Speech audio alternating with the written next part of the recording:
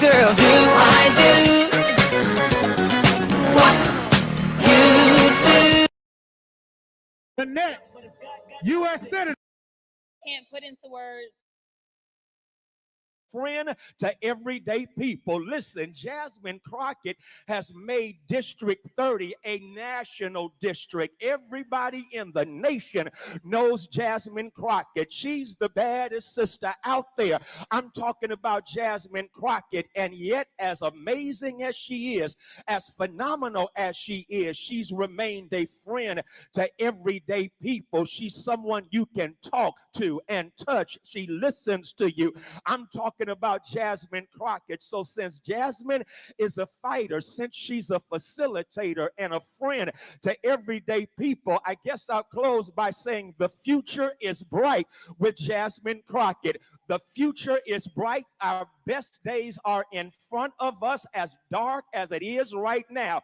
With Jasmine, the light is about to break out and shine. And so, y'all, I've got confidence in Crockett. I know there is justice with Jasmine. I hope y'all get what I'm doing right now, because Jasmine Crockett, that master alliterator, is someone that we need for such a time as this. Y'all know I'm a preacher, so I got to at least use that on you, because Esther was called to the kingdom at a dark time. Esther was called to the kingdom when it looked like a people were going to get erased, and yet Esther stood up, and because she stood up, a future was facilitated. And so, y'all, here is our Esther, and I'm simply saying, in the name of Ann Richards, in the name of Barbara Jordan, in the name of Eddie Bernice Johnson, would you receive from me right now the next senator from the state of Texas? I'm talking about Jasmine Crockett.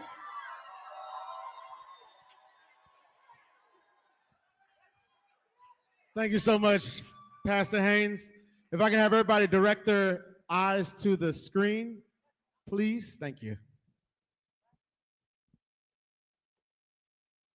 How about this new one they have? Their new star, Crockett. How about her? She's the new star of the Democrat Party, Jasmine Crockett. They're in big trouble. But you have this woman, Crockett. She's a very low IQ person. I watched her speak the other day. She's definitely a low IQ person.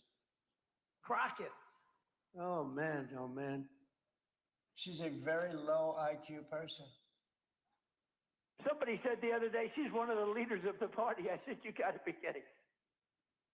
Now they're going to rely on Crockett. Crockett's going to bring them back.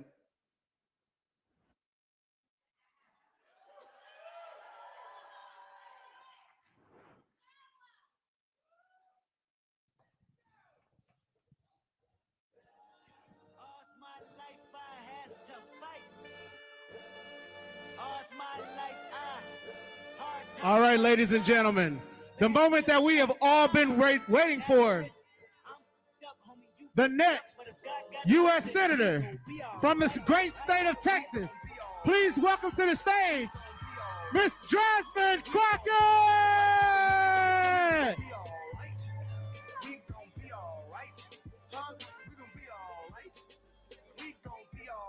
Y'all look good. Y'all look real good. But are you fired up? Are you ready to go? All right, Texas, let's get down to it. I know y'all are ready to hear some good news, and some of y'all already heard it before you even got here. Yes, it is true. I am running to become your next United States Senator from the state of Texas.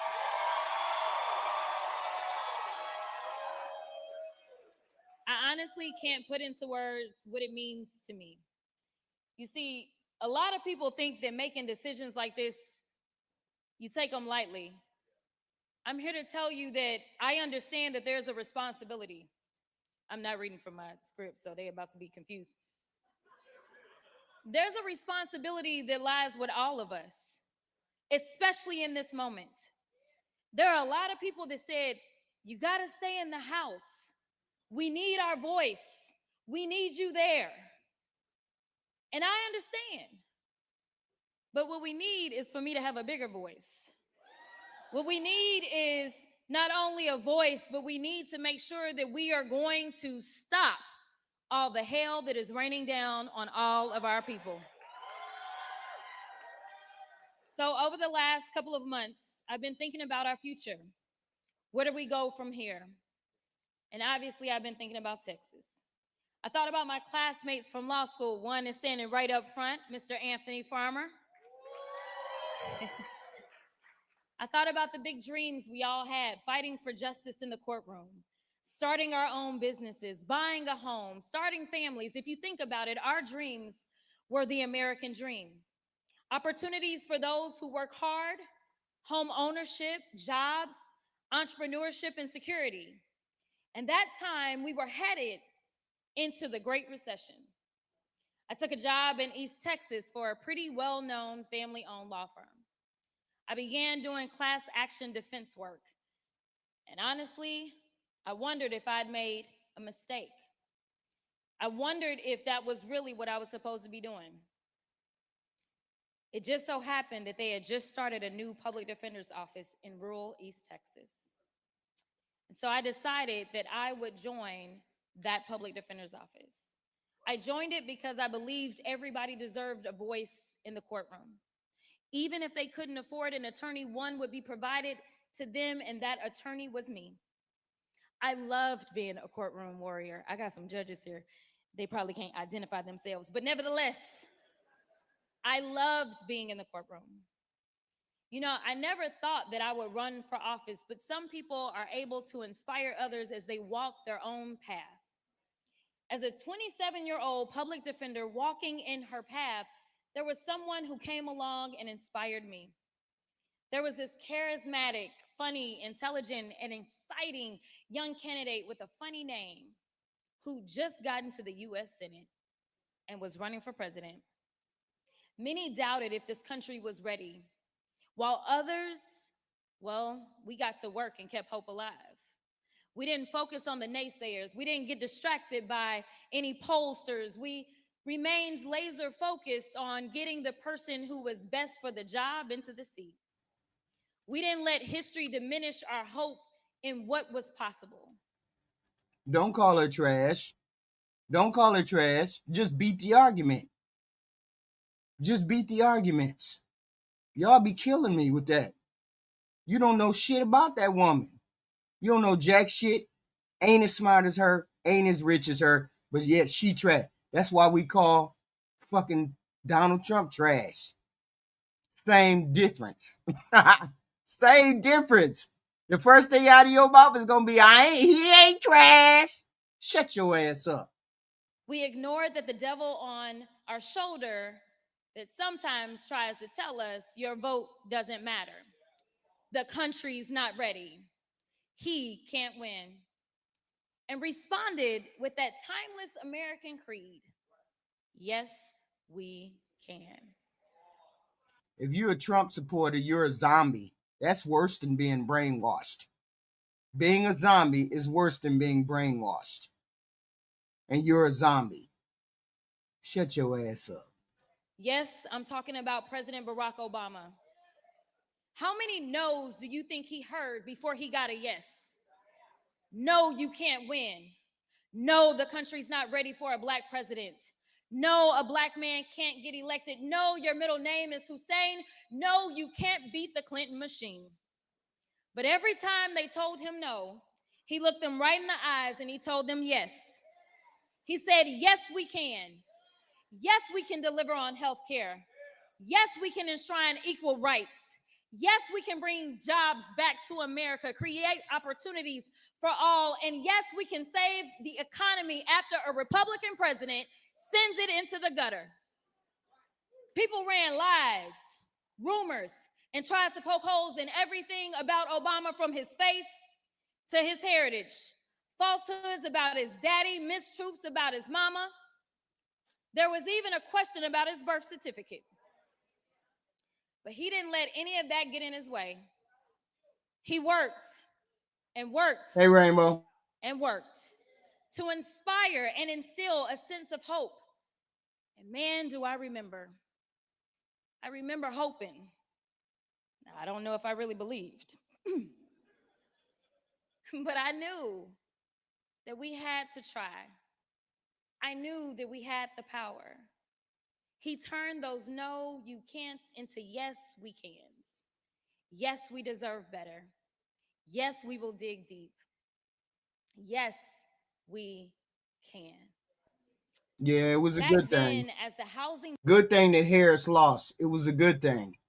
Because now we can run the Republican Party into the fucking ground. Right where we need them to be. Run them right into the fucking ground. Because that's where they deserve to be. Because they don't know how to govern or lead. Just trash all around. I can't wait. bubble burst and the economy crashed, I saw everyone around me struggling. I saw a system that ignored them and legal system that failed them. Then I remembered Obama's words. I can't wait to get there. I can't wait till you run them fucking Republicans out of town. All of them is trash. Change will not come if we wait for some other person or some other time. We are the ones we've been waiting for. We are the change that we seek. The fuck we got all these zombies in here for? All these fucking ran-of-the-mill zombie dudes. All of them men. Y'all see this shit, right? Y'all see men over here on their knees for a man. They over here on their knees for that degenerate in the White House. Make it make sense. So many of you don't know, but I was 28 by now. And I decided that I was going to run to become the Bowie County Democratic Party chair. I was elected as the youngest Black Democratic Party chair in the history of Texas. Just weak. Can't stand up for nothing. Over here caping for a dude. Wow. Later, I moved to Dallas, and frustrated by the broken laws on our books, I ran for the Texas House of Representatives to be that agent of change.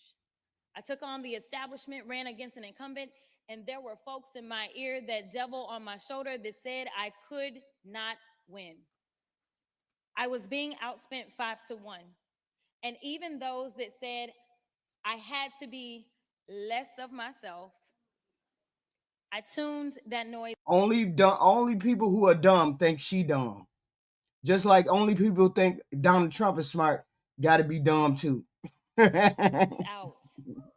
Y'all think Donald Trump is smart. Lord have mercy. Y'all think Donald Trump is smart. And a lady with a fucking degree and can be articulate when she want to talk. Y'all wild. And even though I was outspent, I was never outworked. When I look across this room, I see folks who knocked on doors for me back then in 2020. I see people who believed in me before any viral moments. I see people who believed that I could and would be different. I see the people that locked arms with me. Some of those elected officials that went out on a limb and endorsed me when nobody else would. You see, I didn't get anywhere on my own. Every step of the way has been with you. The people who have fueled this fire. You've chipped in your hard-earned money. Hey, donors, because I see some of y'all too. You put in the sweat equity under the hot Texas sun, knocking on doors, putting out signs. You've driven your neighbors to the polls, dragged your coworkers to go vote. You're the ones who walk your precincts, register thousands of voters, and you're the ones who flip seats across the state at every level. When Texas turns blue, it won't be because of any one candidate, but because of each and every one of you doing your part. Turning Texas blue is what I want to talk to y'all about today. Now, there are those that say, ain't no way, we done tried it 50 kinds of ways. Let me be clear, y'all ain't never tried it the JC way. We used to telling us what I can't do, but they have no idea what Crockett's crew will do. And so I just want to be clear for all the haters in the back, listen up real loud. We gonna get this thing done.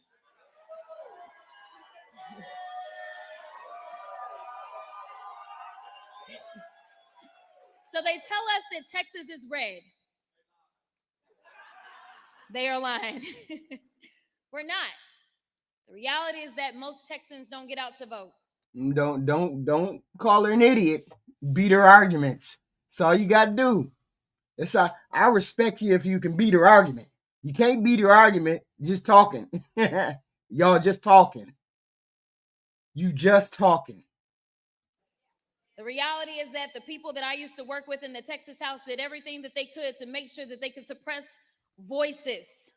If we were so red, they wouldn't be so pressed. Let me be clear.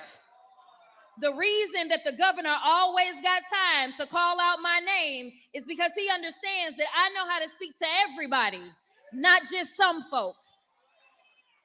There are folks who feel like their vote doesn't matter and that nothing will change or that candidates don't speak to them. And honestly, I can't blame them. But I'm here to address those Texans specifically who feel as their vote doesn't matter. Let me tell you it does.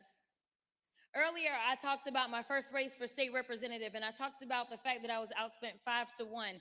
They had the money, but I had the people. When the first batch of votes came out, I was down by 700 votes. I told my team it was over. Carmen, who's right up front, rushes down and says, "No, we about to go to elections." I said, "Y'all, it's over. We've been voting for 3 weeks and we down by 700. We ain't coming back." Around 10 o'clock, somehow somebody said, "Rep, you only down." Well, I wasn't rep then.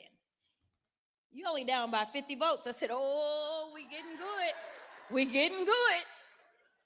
I said, "Now y'all tell me what's still out. Is anything out? Are we done?" Because it was getting late. And they said, "MLK is still out." I said, "Oh." I said, if anybody came through for me, it was going to be MLK. And when I tell y'all, when the votes were counted, I had won by 90 votes.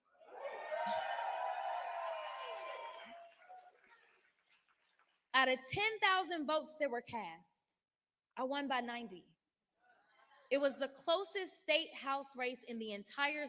They don't have an argument. None of them have an argument. None of them have an argument. Because they don't know, they don't understand history and they don't understand the 92%. Just dumb. 92% of us women voted not for this president. We were the smartest people on the fucking planet. Us 92. Jasmine Crockett is one of the ones that was in that 92. Okay? And most people, if they got a goddamn brain in their head, don't ever vote against no black woman. Don't ever hold no woman to no lower standard like no black woman, because she always gonna come up. Always. And for you clowns in the damn chat who keep saying, she ain't smart.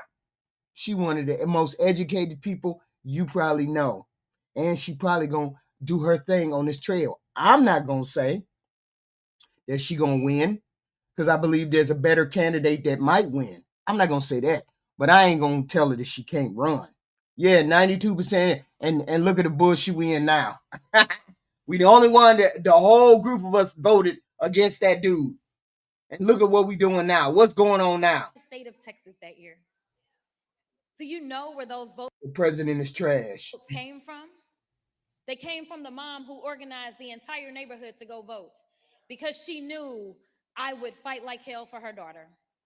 It came from the retired firefighter who talked to each and every one of his or her neighbors in the senior homes and the people that they lived around. It came from everywhere. It came from the churches.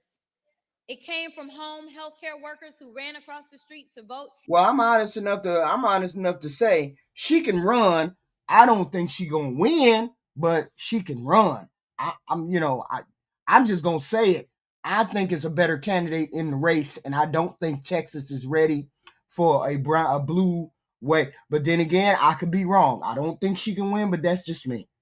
So it is what it is, but she got a right to run, okay? Don't call her dumb. Beat her argument. You can't beat her argument. Just because y'all don't like the way she talked to your shitty-ass president don't mean nothing. And it's sad that it's 92% of us are right. We were right. We've been right. From day one, we've been right. at the library during their lunch break. It came from citizens who hadn't They voted. ain't never pretended to be from the hood. Stop that shit. Stop that shit. She ain't never pretended to be from the hood. In years, but went to cast their ballots because they believed that I would bring a new generation of servant leadership to the government of the people, by the people, for the people. Mm-hmm. Each and every one of those votes made up the 90 votes we needed to bring change. And I'm going to add this. It even came from unhoused folk. See what y'all don't. They can't beat her argument. They can't beat anything of her argument. They can't beat her argument. They can't. That's all they got is they got to call her idiot. She's a troublemaker. She's X, Y, and Z. None of them can say anything about her. You know, they can't touch her. Just like they can't touch Obama. They can't touch her because she stands exactly how she is. She is what she is. I don't understand. They just mad. They just mad because she can come out there and talk and then put they trashy ass president, they shitty ass president on his knees. Only thing the shitty ass president got to say is, she's unintelligent. Just like these retards. She's unintelligent. Get a better argument, dudes. Saying is that people like to devalue certain people, but the only place that equalizes us is at the ballot box. So I don't ever want anybody, no matter what your socioeconomic background is, to believe that you don't matter or you don't count, because the time that you count is when you are at the ballot box. A single grain of rice can tip the scales. Every single vote counts, and that couldn't be truer in the United States Senate. It was a single vote in the United States Senate that saved the Affordable Care Act, that saved millions of Americans' health care coverage. That vote was cast by John McCain, who showed bravery and honored his oath of service. Yeah, clap it up. He bucked his party's president to do what was right for his constituents. Sadly enough, we all know that Senator John Cornyn.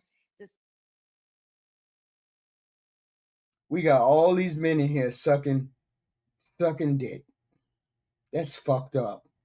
All these men in here on their knees for a president that don't give a damn about what they doing. That's fucked up. Not have the guts to stand up to Trump. But I can tell y'all who does. I do. Cornyn carries on with business as usual while small businesses across Texas take the hit from Trump's tariffs. Well, I'm done with politics as usual. Takes the hit from Trump's tariffs.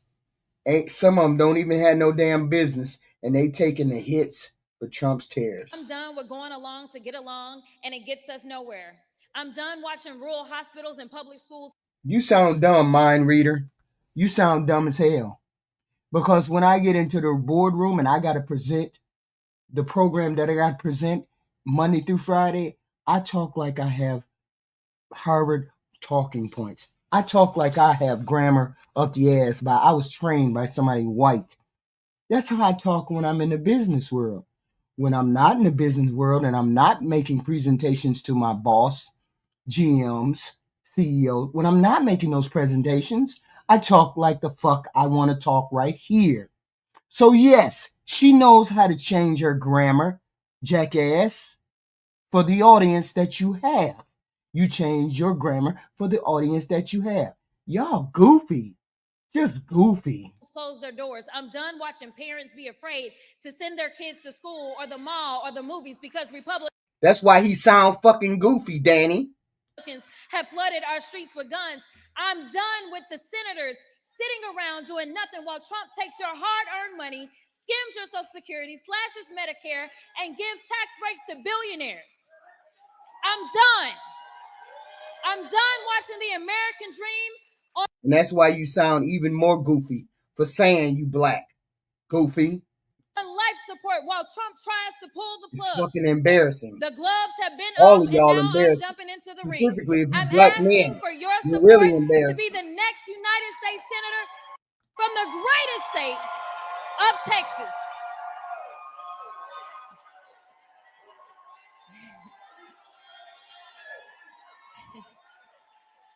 She changes her vernacular. Y'all goofy. Oh no, you ain't. Long as they don't say nothing about me, They can say whatever they want to about her. They can't beat her argument. They can't knock her off her square. They can't make her change from what she is. They're going to make it an issue. Oh, she black in Texas, but she white in New York. She black in Texas, but she white in Washington. Oh, she black in Texas, but she white on the campaign trail. Oh, she black when she go home, but she ain't black there. Just dumb as hell.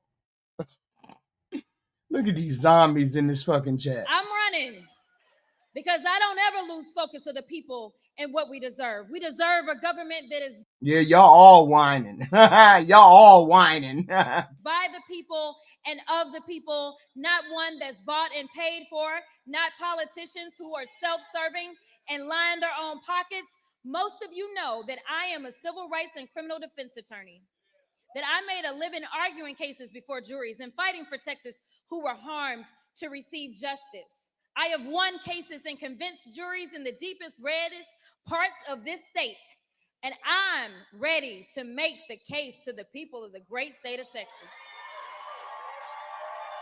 My experience spans both state and federal. As you may have seen, I have spent more time on the federal level than I did on the state level. And frankly, I'm very well aware of what is happening on the federal level, on the deepest levels of the federal level. If elected to the Senate, actually when? I was about to say, y'all slow. I will begin on day one fighting to lower costs, deliver on healthcare, make home ownership and entrepreneurship accessible to all, and hold Trump accountable. God I'll only hit the knows. ground running. You the only one up there that would try. She the only one that would be up there trying. I don't see nobody up there trying to hold him accountable. Not now one person. Everybody else up there on their knees. Ain't seen not now one person fight for nothing. You probably be the only one up there trying to fight and beat. It's going to be an epic battle if she wins. I don't think she's going to win. I think there's a different candidate that's in, and it's not yet red. Texas is not yet ready to turn blue yet, but this blue wave might take her in. We never know. This blue wave might take her in. We don't know, but we have to see. But I don't think but that's just me. That's just my thought patterns of it. She's all for running. She can run. It is what it is. Because I'm already in the belly of the beast right now. Many people wonder why I jumped in this race so late, and I just want to be clear that this was never my intention. This was never about me. I never put myself into any of the polls.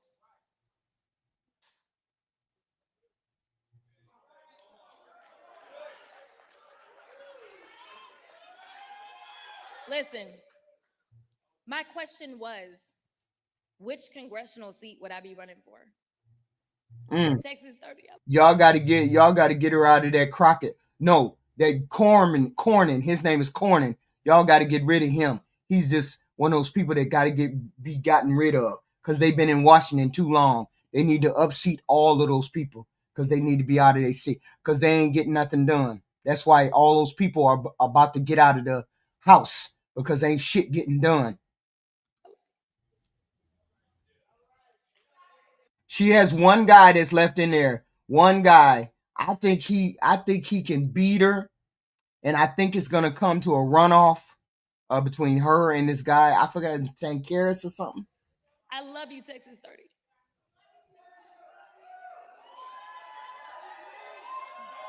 Okay, I'm gonna finish. But the more I saw the poll results, I couldn't ignore the trends, which were clear, both as it relates to the primary as well as the general election. I could have played it safe and continued serving in the United States House of Representatives for as long as my constituents would have me. But I don't choose to do that because Texas, this moment we're in now, is life or death. It's all or nothing. It's now or never. We find ourselves at a crossroads. We're faced with a hard choice to make people believe. We've got to make sure that they understand that we are not to go back. We are not to allow our hard-earned progress of our foremothers to be wiped away. We lose Social Security, Medicare. We lose the right to vote, to love, and live freely. That's one path where we go back in time. The other path is learning to live in Trump's America and shrinking ourselves into the shadows. It looks like people who are afraid to worship or love freely because people are simply right now afraid to walk down the streets. It looks like a country facing denial, bank loan denied, healthcare denied, American dream denied. But I'm here to tell you there is a third path, a path where we move forward as one people united under a common vision, a path where we reject Trump's false promises and reject his lies and division. I'm asking you to walk down this path with me, shoulder to shoulder, and envision a Texas where every child, no matter their story, can go to the best public schools, can afford to go to Tallarico, his name is Tallarico. She got to beat Tallarico.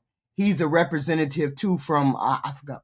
He's a representative from Austin. So she's got to beat that Tallarico too.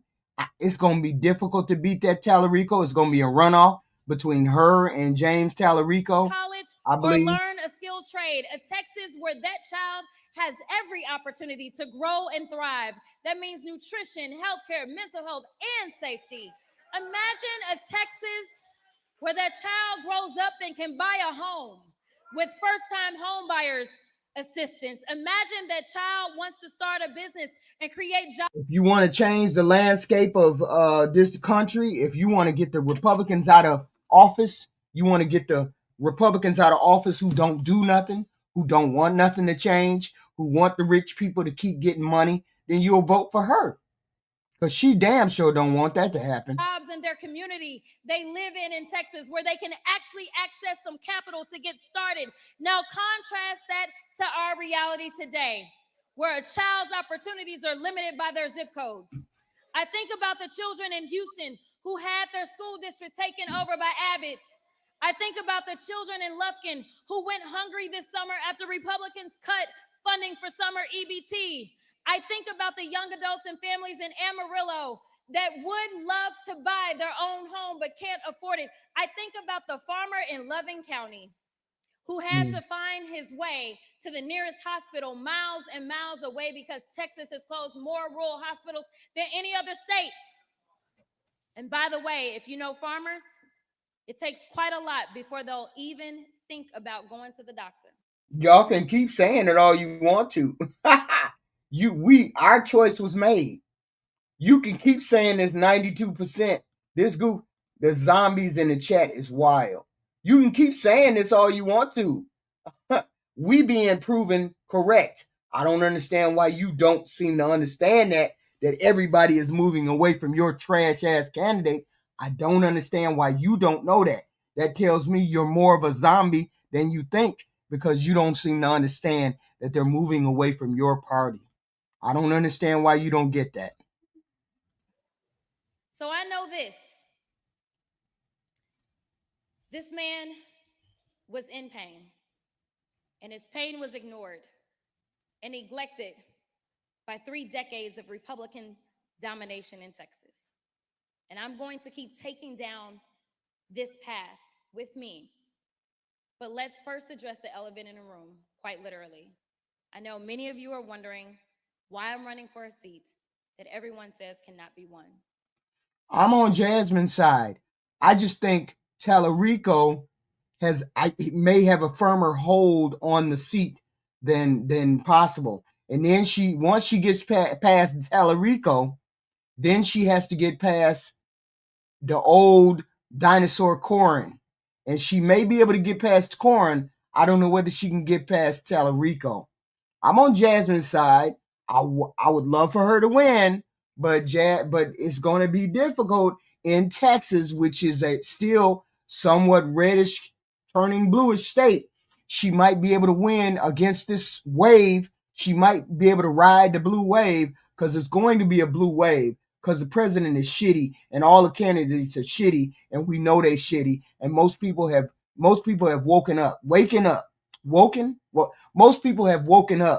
to the shitty Republican Party. Most of the people have. It's just the hardcore that understand, no, we ain't going for this bullshit this president's trying to give us. It just is what it is. I hope she wins, but I think Tallarico is difficult. The last time Texas elected a Democrat to the United States Senate, I was 7 years old. Do not try to do the math. Hello, Gordon was already Jacqueline 36 Bird. months Hello. serving as a district judge. For most of us, a Republican-controlled Texas is all we've known. But we cannot let that diminish our faith and belief in what can Billy be. Dream. Who? I stand before you because Yeah, but then this is what races are all about. You know what I'm saying? You get in, and if you lose, you lose. If you win, you win. This is what it's all about, right? So we will see whether her brand of in your faceness wins against Tallarico. So we don't know. I think he's a much more, I don't know. He seems like he's an established Democrat instead of a in-your-face Democrat. We need in-your-face Democrats. We need aggressive people to be on our side. as I'm not looking backwards in the past, my eyes are fully ahead and fixed on the bright horizon ahead of us. I'm running for this seat because I'm going to be hung up on the brokenness. I'm not going to be hung up on the brokenness of the past. I'm focused on fixing up our future. Many people have asked, and all of us wonder, can we win this race in November? I'm here to say, yes, we can. I'm also here to say it's not if we can, but if we will. If we will get out and knock the doors, call the people, and meet them where they are. It's a matter of if we will do the work to have the necessary conversation. You know the difference between her and the establishment Democrats is that she's not scared of the Republican. She's not afraid to call them out on their bullshit. She's not afraid of President Trump. Every person that you watch on TV is scared to say shit about Donald Trump. She's the only one that ain't scared to say shit about Donald Trump. She's the only one. She's the only one. And for that, I will give her the shot. For that, I will give her the shot. Because people need to start standing up to these Washington fucks who don't care about the everyday common man, who only want to make money off the back of the common man. So people need to stand up for these trash ass politicians. It doesn't matter whether she is or she ain't. Jack Fullerton, doesn't matter. She's running for the Senate. So that shit don't even matter no more. We on to the next one. We on to the next one, and hopefully she does what she got to do. I think it's going to be a tough race. It is what it is, but that's what people do when they run for races. They deal with the tough races. About the future of our nation. Will we come together as one? This isn't about me or them.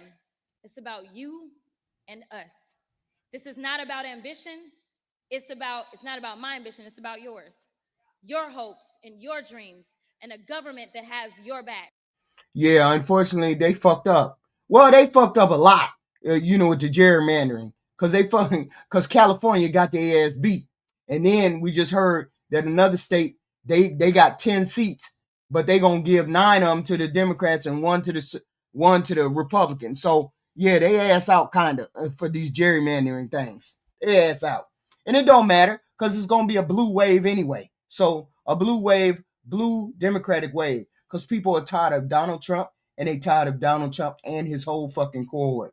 Because they don't give a fuck about America first. They give a fuck about everything else but helping the American people. So we tired of that. So let's go. Not pushes you back. No Democrat has done what we're seeking to do, and that is win a statewide election in Texas in the 21st century. So there is no roadmap. There is no blueprint, and there is no cheat code. So for everybody that thinks they got it, just watch and I'll give it to you. This path we're going on together is one that must be forged ourselves. So let's be honest. If there was anyone with the recipe, well, they would have already won. Well, they said that same thing to about Obama, and look what happened. So we ain't scared. We ain't scared. Never scared. But I also know Closed mouths don't get fed. It is what it is. this. If Mississippi can flip seats, then why can't Texas? And when Mississippi flipped their seats this past November, they flipped seats that never was blue ever, ever, ever, ever. Then that tells me that Texas can flip seats that have never been blue too. So If Georgia can elect 2 Democrats to the United States Senate, then Texas can too. In 2012, Mitt Romney won Texas by 16 points. In 2016, Trump won Texas by 9 points. As his administration went on and people felt the hurt, his margin in 2020 shrunk. In 2020, as people were fed up with his administration, as people sat around the dinner table, 500,000 American families stared at the empty chairs. The chairs once filled by loved ones who died from COVID. I remember the long lines, the lines we waited in for rapid testing, the line folks needing unemployment. yeah, we need to push her towards universal health care. We need to push all of them towards universal health care. Towards that. The Republicans have been resisting all of that. But that's what we need to push people. The long lines at the food banks. Well, guess what, y'all? Under Trump 2.0, people are still unemployed or forced to work multiple jobs. Mm-hmm. And after all the cuts to SNAP, the rising cost of everything except wages, food banks are stepping up once again to fill the gap. But I remember another place where the lines were so long and in many places wrapped around the building, and that was at the polls. We turned our pain into purpose. We kept the faith and we did the work. We put fear in the hearts as the margins tightened and we were closing the gap. What did they do in response? Did they take a look in the mirror? Try to offer real solutions? Why y'all coming here, you trolls or you zombies coming here with these random fucking talking points? What the fuck does this mean? What the fuck does that mean? More people died under Biden. Don't nobody give a damn about who died under Biden. I'ma ban your ass. You be talking dumb shit. I hate dumb fucking zombies. That don't even make sense. We ain't talking about that. We talking about beating President Trump. To the real issues? No. Instead, they decided to come up with ways to keep you from being heard, to make it harder to vote and easier to cheat. Well, I'm here to tell you, don't cheat yourselves. Don't fall for the okie doke. I'm asking you not to worry about the naysayers, the critics, and the haters, because they already hear y'all. It's not about them or what they believe. It's about you and us, what we know is possible when people come together. So I'm asking you to tune out those intrusive voices that say she can't win because she's Black. Okay, so I'm going to revise what I said. What I said was she can't win. Now I'm finna stand behind her. Right? I'm finna stand behind Jasmine, and we gonna do this. I'm gonna be pumping her up, just like I pumped up that Ashton girl, that Afton lady. I'm gonna pump up Jasmine Crockett. We gonna pump up whoever and when she went, she gonna win. So we gonna pump her up. We gonna be on her side. Any Democrat we want to pump up, we gonna pump up. She says she want to do it. Let's do it. Because she's a woman or because she's a Democrat. If you believe women should be in all spaces, then I ask you to stand with me. If you believe we should be judged by the content of our character, then I'm asking for your support. And if you believe this election should be about the issue, who has the better policies and ideas? We do. And who is best for the job? Then I ask for your vote in the Democratic primary election this March and again in November. You see, we know what the Republican tactics will be. A flood of lies and attacks designed to turn Blacks against whites, city against country, and you against me. They are experts in the politics of division. It's how they've gotten here. Division is how Trump got elected and then re-elected. That's it. He got elected because he had all that division. Negative, all negative.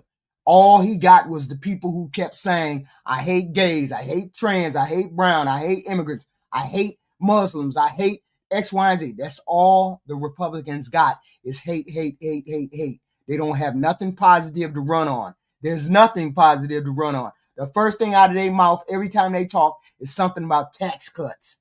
Something about running out of the first thing out of their mouth is Democrats want to spend all the money. And yet and still, all the money that has been spent and put on our debt has been from Republicans. That's it. So the whole point is we ain't going for the okie doke no more. You Republicans need to get out of office because you don't stand for nothing. This election is about adding voices to our electorate, about multiplying turnout with a robust operation and a unifying message that asks, how is it that Texas is prospering, but the people are struggling? We have the 8th largest economy in the world, yet kids go hungry. Seniors have to skip their prescriptions. Right. Parents are forced to choose between braces for their children or hospice for their parents.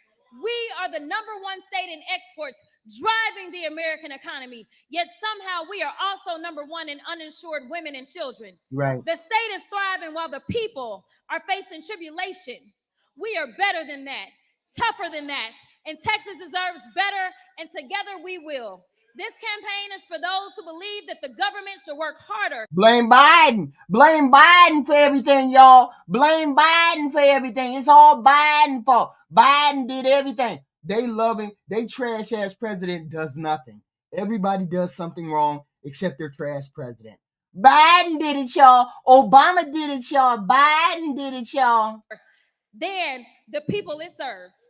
This campaign is for every single person that is done with politics as usual, that's fed up with the establishment, that's sick and tired of being sick and tired. Texas has no shortage of talent, no shortage of ideas, grit, or tenacity. Our state powers this nation. That's why I said Biden did it. Obama did it. It's Obama's fault. Biden did it. It's always Biden or Obama. It's always them that did everything wrong. This trash president never does anything wrong. Your president is the clown, Tavin Willis. Your president is the clown. That's the problem. We got to get rid of the clown. Economy drives the world. Texas is a big boy state made up of brawlers and people with a moral code. Our representation should reflect that, and sadly enough, it doesn't.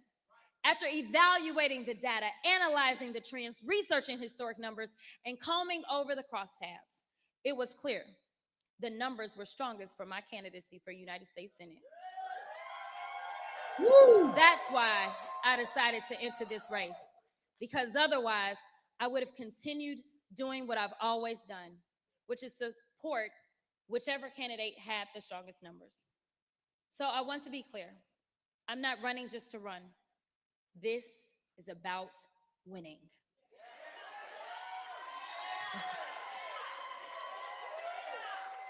As a candidate who is constantly attacked and seen as a threat, it's because I am. I'm a threat to the system that's been holding us back from our full potential. I'm a threat to a system that works to protect politics as usual, that seeks to maintain the despair and unfairness in our state. I'm a threat to those that have lost their moral compass, abandoned their purpose, and want to be kings instead of public servants. That's the Republican Party. Get them, Jasmine. Get them, Jasmine. I'm the only candidate in this race who has served on the federal level, has taken on this administration, and sought accountability. I'm the only one who... She the only one. That's why y'all don't like her. Haters, haters, haters. That's why y'all don't like her. Who is going toe-to-toe with... Because she ain't going to put up with Trump shit. Y'all suck his dick. She don't. Donald Trump. And there's a reason he's always got my name in his mouth. There's a reason, John. He always got her name in his mouth. Always. She the only one he got his name, that got her name in his mouth. Always. Cornyn has been attacking me since before I even entered this race. Thank you. There's a reason folks have tried everything they could think of to try to keep me out of this race. And I'm a convergence. I forgot. You don't realize that I'm a Democrat? Realize I'm a Democrat? Well, who the fuck else would I vote for if it ain't the Democrat? What the hell? What do you mean you can't believe I'm going for this? I'm riding till the wheels fall off. Ain't that what the Republicans do? The Republicans ride till the wheels fall off. I'm riding until the wheels fall off. What you talking about? And I believe that's because Trump has seen the same numbers I have. I have a track record of getting people out to vote. No, Chris, you're the one who's eating the bag of dicks. All the men in the chat are eating the bag of Trump dicks. I love Moving people who were I love disillusioned with politics and felt like their vote didn't matter. Since running for public service, I have vowed to increase accountability, accessibility to every office I've held. Through it all, I've never lost sight of the people. I've built winning coalitions and brought together voters of all backgrounds, all stars and stripes, in every walk of life under the common belief that government should be of and for the people. Government should work to make living easy for those who work hard for a living. My message, rooted in slashing costs. He can't explain himself, Denzel. He can't explain himself. He just talking. EDZ just talking. He's a zombie. Don't listen to him. They zombies. They all zombies. They can't articulate a position. They can't articulate the bullshit that they boss do. They can't explain the bullshit that they boss do. I can't engage with goofy people, zombies. I can't engage with zombies. Making homeowners. Ain't a thing that come out of her mouth a lie, Tevin Willis. You just mad because she be taking your trash president to the fucking hoop. And entrepreneurship attainable for all, strengthening and growing the middle class is one that Texas, all of Texas, from the Panhandle to Port Arthur and from El Paso to East Texas, can believe in. This campaign is about winning with a strong, multiracial, multi-generational coalition of people that is reflective of this great state that is, by the way, 61% people of color. There is room in this campaign for everyone who feels like our state is heading in the wrong direction. And that's the majority of Texans, whether you live in Dallas County or Dickens County. Groceries are too expensive. The light bill won't stop going up. People are being crushed by their rent or their mortgages. That's why I'm running now, to get Texas back on track, to be a fighter for the middle class, hardworking Texans, ranchers, farmers, young families, oil workers, small businesses, and everyday people who make this state vibrant and make us an economic powerhouse. Today, under Trump and 3 decades of Republican rule in Texas, those very Texans are under daily attack. They are attacked for how they worship, who they love, what language their grandmother speaks. And you don't know who will be next on the chopping block. I'm running to protect Texans from these attacks and safeguard the rights our Constitution guarantees. I'm running to knock down the door to opportunities that have only been cracked open for the elite few. I'm running to make home ownership and entrepreneurship pillars of the American dream. No, y'all gotta understand. The Democrats, they ain't got no fucking message. They ain't got no leader. But they better than any Republican that they can put up. Because the Republicans that are there don't stand for nothing. They don't stand for nothing. They ain't shit that they have done for the American people. They don't stand for nothing. They ain't got no policy for the poor people. They ain't got no funds for the poor people. What did the big beautiful bill do for anybody? I don't see jack shit that they done did for the American people.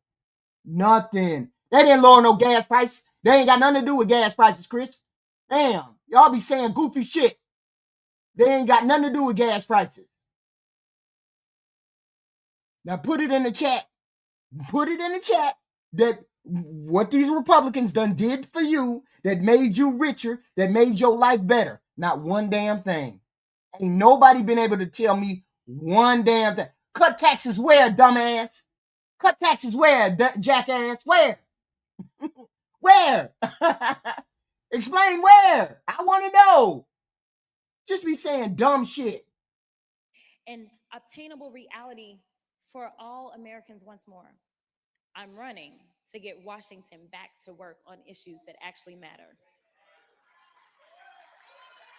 Together, we will send a signal to the entire nation The Democrats ain't got shit going on. Not a damn thing going on. But they better than any Republican that you can put up. They better than any goddamn president that you can put up. Because your president is trash and he hasn't done anything for regular, ordinary, everyday Americans. Not one thing has he done. Not one. And nobody can put it in the chat that he's done anything. Don't mess with Texas. And certainly don't count us out. I believe I am the candidate in the strongest position to defeat whoever emerges after they finally get out of their stuff. Even if that's my buddy and dancing partner. Biggest tax cut in history. For who? Goofy? For who? You ain't got, and you don't see it in your paycheck. Goofy? For who? Just be saying dumb shit. You over here sucking rich man dick. Shut your ass up. You ain't got no damn tax cut. John Cornyn. John Cornyn has spent 41 years in elected office. Anyway, I'm not even gonna get off track. He's been an elected official since I was 3 years old. Speaking of 3, I want y'all to know that Cornyn has been in office so long that he collects 3 fat pensions, courtesy of you. Yeah, I know conversion. The taxpayer, yeah, on top of his Senate salary. Today, the first day I've been screaming. Also paid for by you. By the time I graduated law school in 2006, Cornyn was already drawing his first pension. Guess Doge didn't catch that one, huh? But anyway, so after 4 decades and 4 fat checks every month, Cornyn has forgotten who sent him to the Senate. Yep, because he's just collecting a paycheck. He ain't thought nothing of these poor people out here. Ain't thought nothing. All them rich folks got their tax cuts. You ain't seen now you poor person get a tax cut. What they gonna do? You gonna get a tax cut? See, this is the thing. People keep saying tax cut. What tax cut? When you get to filing your taxes and they shave $50 off your freaking taxes. You think that's a tax cut? You really think that's a tax? That's what you gonna come in here and tell us that you got a tax cut? $50? When food is going up every month? When shit is going up higher every month? You gonna talk about tax cuts? $50 on your taxes? Come on now. Y'all, I know you ain't smarter than that, but damn. Forgotten he works for 30 million people in Texas, not one Florida man who's never called this state home. About 2 pensions ago, Cornyn used to actually try and help Texas. He used to speak out against Trump, the candidate, and denounce the border wall. What happened, Big John? Because now all you're doing is bending the knee, kissing the ring, and running ads about how you vote 99% of the time with Trump. Well, John, I kept telling you, you had a 1% problem. And the problem is putting the 1% of Americans who are billionaires before the 99% of us who have to wake up every day, clock in, and hustle to make ends meet.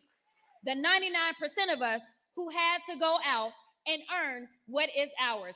It wasn't handed to us by daddy. At a time such as this, we cannot afford to have a senator who cowers away from a fight worth fighting. I will be tougher on behalf of all 30 million Texans. At the end of the day, the Republicans, they know they're in hot water. They shut the government down for more than 40 days and 40 nights while people scramble to make ends meet and keep America open. I know you didn't bring your goofy ass in here, Chris Loam. Yes, you did. You brought your goofy ass in here and said Texas Biden's inflation went to 9%. Yeah, goofy, because of the goddamn COVID, goofy. And you got it wrong. It was 9.7%, goofy. In the winter, I think it was the winter or the summer. I don't know. 2022. Yeah, 2022. Yeah, 2022. It was 9.7%. And then when he got out of office in November, it was down to 3%. Goofy. Now it's 3.1% because your president is making it rise. Goofy. Know the facts before you come in here talking. 2022, it was 9.7% because of the COVID. He got it down to 3%. And now your president is making it rise. Goofy. Know your numbers. His economic policies and his tariffs have drained our bank accounts, forcing millions to live paycheck to paycheck. While SNAP funding hung in the balance and families had to figure out how they'd even put bread and water on the table, mothers fed their children bread with butter and a sprinkle of sugar to quiet those growling tummies. And while this was the reality for middle America, Trump and his cronies were busy planning a lavish Thanksgiving feast. Now, Christmas is around the corner, and after a whole year of office with Trump, what has he done? Absolutely nothing to fulfill his #1 campaign promise, which was to bring down costs. Yeah, ain't done nothing to bring costs down. We haven't seen costs go down yet. Not yet. Well, prices have tripled since Trump became president. We're all feeling it. When I first got to Congress, I served on the Agriculture Committee. I worked on the Farm Bill and SNAP. And let me tell you, between delaying the Farm Bill, offering no real solutions on immigration, slashing SNAP, and slapping on tariffs, nobody has been hit harder than our farmers, ranchers, and the millions who grow our food. At a time when farmers are filing record bankruptcies, when grocery stores are going up even more to cover the cost of all of their economic loss activity because of the SNAP cuts, and as more rural hospitals close in Texas than anywhere else, how can our senator go along with this? How can he vote for 99% of this and then ask for yet another term with a straight face? John, you listening? You're the only one in Texas who gets 4 checks. President don't have nothing to do with the gas. Why you goofies keep coming in here talking about the gas? President don't have nothing to do with the gas. Goofies, stop saying gas. No, he has nothing to do with the gas. Goofies, nothing to do with the gas. Goofies, nothing to do with the gas. Stop coming in here saying prices went down in the gas. He has nothing to do with gas, goofies. He does have something to do with other things, but he doesn't have anything to do with the gas. To do one. And he hasn't done anything to make the gas prices go down, goofy. Stop saying he has something to do with it. He can ask somebody, can you change the prices on the gas? Can you do X, Y, and Z? But he has no direct correlation to doing anything with the gas. And he hasn't done anything with the gas. Job. Meanwhile, there are households where both parents work 2 jobs. The oldest child has to get a job as soon as they legally can, and still the family is barely keeping their head above water. That is the reality for far too many people. But John Cornyn and his MAGA buddies, or shall I say frenemies, since we never know how he really feels about MAGA, they're so far out of touch with reality. So far out of touch. We got zombies in the chat, y'all. We got zombies in the chat who think Donald Trump got something to do with gas prices. Only zombies believe that. So we know that the president had nothing to do with gas prices. He's the one who said he was bringing prices down. He's the one, and he ain't done it yet. They live in their own worlds. The cost of everything has gone up except for wages. People are working more. Everything has gone up except for wages. Yes, we know that. And they're working harder. But that check is looking just the same, and that dollar doesn't stretch as far. They'll tell you that my agenda is out of left field, when in reality, it's just right for Texas. My agenda is affordability, it's healthcare, it's energy independence, it's American manufacturing, it's... People keep saying Trump derangement syndrome. Just because you give it a name don't mean it ain't legitimate. It's legitimate because your president is trash. Get a better president. Y'all need to push y'all president to be better. Y'all just let him do whatever he want to. You got to push your president to be better. That's why your president is trash, because he's doing whatever he wants to do.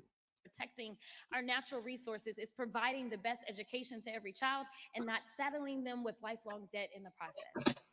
When prices are lower, the dollar goes further. Consumers have more confidence in spending power, businesses thrive, and our economy is healthy. The more people that are insured, the less healthcare will cost for all of us. If we spend on preventative care, we can save way more. instead of waiting until somebody is sick. When we invest in clean energy, your utility bill goes down. When we build more housing, the rents and mortgages come down.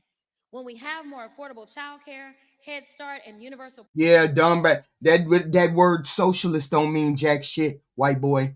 That don't mean jack shit, white boy. pre-care, then families will have that huge burden lifted from them. Childcare has become a second rent. Y'all say amen if you got children, because y'all know I ain't got none. I heard they expensive. My whole platform is rooted in my belief that life should be more affordable for those. And you need to be in a fucking jail cell, John. Y'all see the zombies right here. Y'all see the zombies out here sucking Trump dick, right? The zombies right here. We don't need black people in politics. We don't need this freaking, what is it called? Neanderthal. Yeah, we don't need Neanderthals in the chat. Just dumb. Saying dumb shit, trying to get a reaction. I love it. I love it. I love it. Those who make America run. It's centered around opportunity and a fair shake to work hard, get ahead, and have a chance to earn your dream no matter your story. To live in a country where you know your rights will be protected at every level, to feel safe walking down the street. That's what I have always fought to do, and I won't let up now. The stakes and the prices are way too high. That is why Democrats are truly about. This is what Democrats is truly about, and it's our opportunity now to remind the nation of what it looks like when we put our values into action. While Democrats were working overtime to protect healthcare and lower costs of insurance, prescriptions, care you need to be alive, Trump was too busy golfing. Right. I don't even want to tell y'all how much money y'all spent on that. He was looking over carpet patterns and paint swatches. Y'all know, for his little room. Anyway, while Americans had to decide between paying the car note or paying the mortgage, Sure. Trump's toughest choice was between Chantilly lace or alabaster for his billionaire ballroom. The American people have been watching, and even those who weren't watching, they felt the effects and know the pain. Trump's unpopular policies will cost him the Republican majority in the Congress. He knows that, and that's why he called Greg Abbott. Right. He said, I need 5 seats from Texas. Yeah, because he needed 5 seats. Because he knows that the blue wave is coming. He knows the blue wave is coming, and he knows he's going to lose all of his support. Well, there's 20 seats that are going to be empty come June of this next year, because at least 20 Republicans are quitting or running for different offices. So, and the blue wave is just going to keep coming. It just is what it is, right? So she might as well jump in the race. We're going to support her. We're going to do what we got to do. It is a blue wave coming because the Republicans don't do anything for regular, everyday, ordinary people. They never have. So we're going to get some new people. I'm entitled to them. And Abbott got right to it. Well, Trump, I know you're watching. So let me tell you directly, you're not entitled to a damn thing in Texas.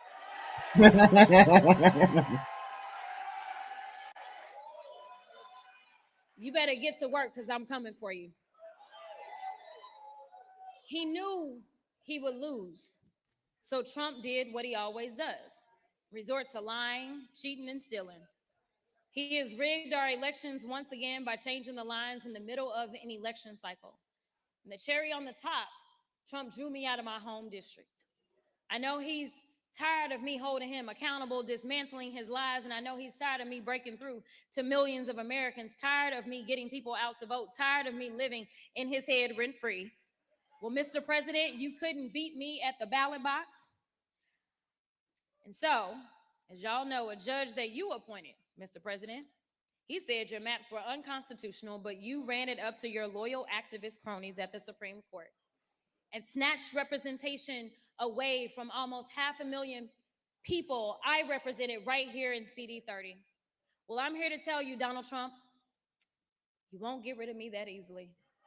I'm not going away. I'm not giving up. I still believe in this country. I still believe that we are in the land of opportunity. I still believe in the bright beacon of hope amidst a sea of despair. I still believe Texas will lead the way and prove to this nation and the world what I know to be true. So I'm asking you, will you join me in this campaign? Will you join me in the work and turn this moment into a movement? I'm asking you to wake up every day between now and November, yes, every day, and ask yourself daily, what am I going to do today? You can't beat her argument. That's all you can do is talk about her. That's all y'all talk. That's all you did.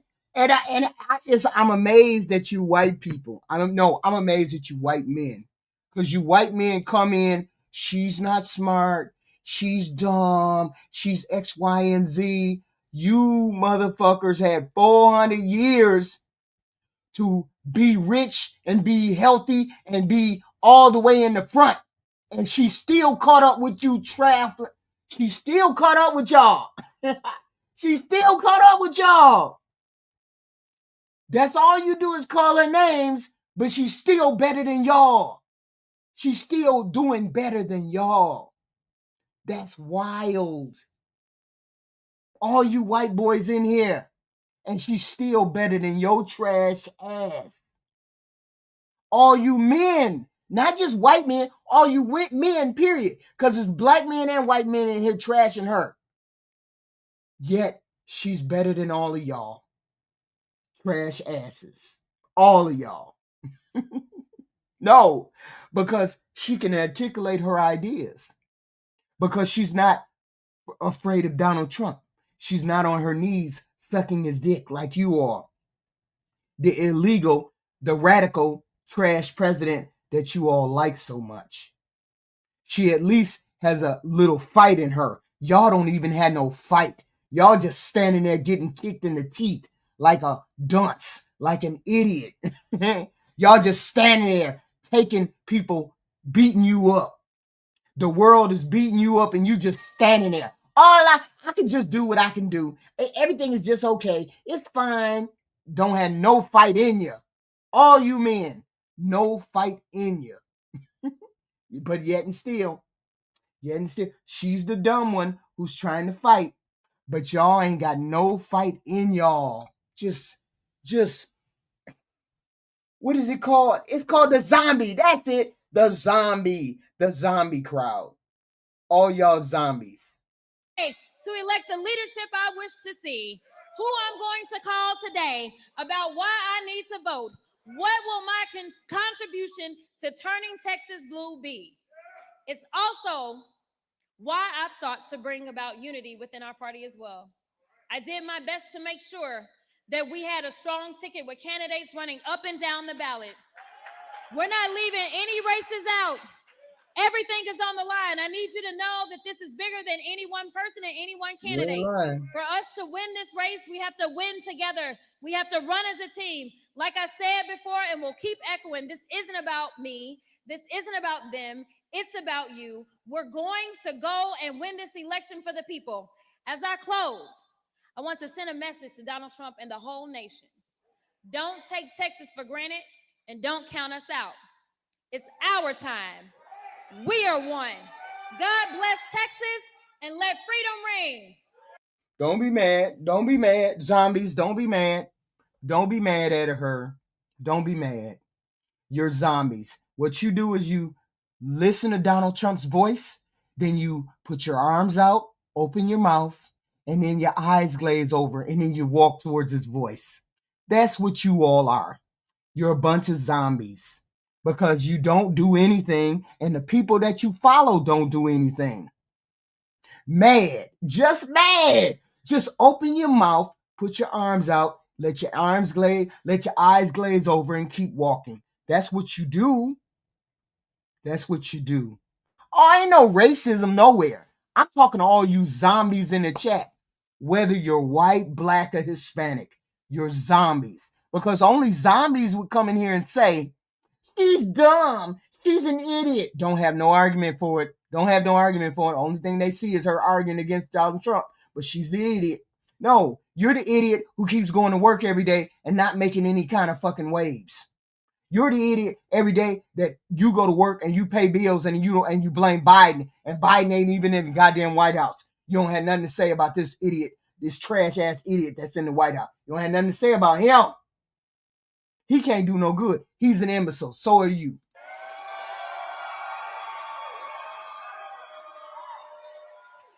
Yes, MAGA is a cult of ignorance. I thank God people are waking up. Thank God.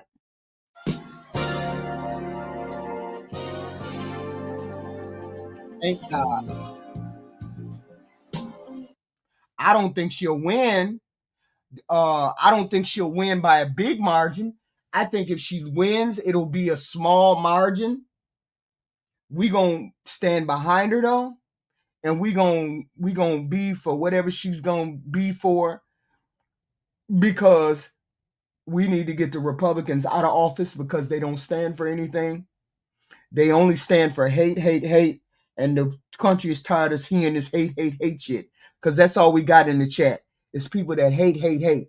I hate Jews. I hate blacks. I hate gays. I hate trans. I hate men in the bathroom. I hate Hispanic. I hate homophobia. I hate Muslims. I hate immigrants. They hate everything. Don't stand for nothing. Don't stand for nothing. That's what the Republicans are. They don't stand for a damn thing. Okay? Why the hell would anybody vote Republican when they don't stand for nothing? Yeah, that's what we said, King. You hate gays, you hate trans, you hate immigrants, you hate Muslims, you hate Mandami, you hate everything. We get it. We get it. You Republicans don't stand for nothing. Y'all don't never stand for nothing. You have never stand for anything. Not one person has put anything in the chat that says that they got helped with that big, beautiful bill. Not one person. We ain't heard one thing about what the big, beautiful bill does for you. But every time y'all come in this chat, it's I hate her. I hate him. I hate immigrants. I hate Muslims. I hate Mandani. I hate free healthcare. I hate food stamps. I hate poor people. That's all you hear from you people is I hate, hate, hate. That's all. That's all we hear from the Republicans. I hate, hate, hate. I hate gays. I hate trans. I hate white. I hate brown. I hate Mandami. I hate Muslim. I hate immigrants. That's all we hear. That's what we don't want to hear any more of. That's what America does not want to hear more of. America wants to hear positive things on this planet. Americans want to hear positive things. They don't want to hear all this hate, hate, hate. That's it. No, it's too late for you all because you don't get it. I hate ghetto people like you. And I hate ghetto people like you. Unfortunately, people got to deal with people like you. But you wait a minute, hold on. I gotta show y'all something. Let me show y'all something. Let me show the haters. Let me show the haters in the crowd. Hey, let me see. Let me see.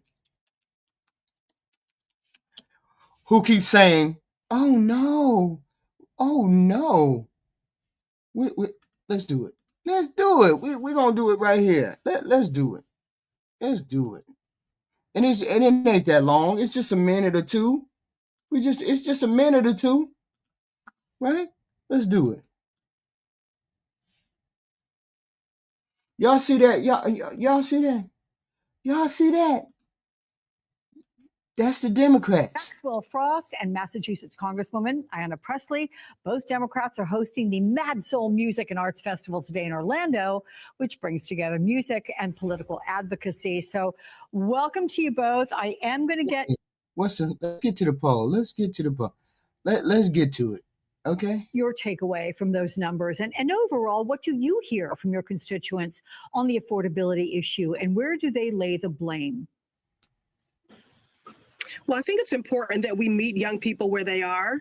I want to co-sign what my good friend here was offering, that it's not just about those more curated spaces, but meeting young people where they are and then actively listening to them and being led by them. Right. Very often,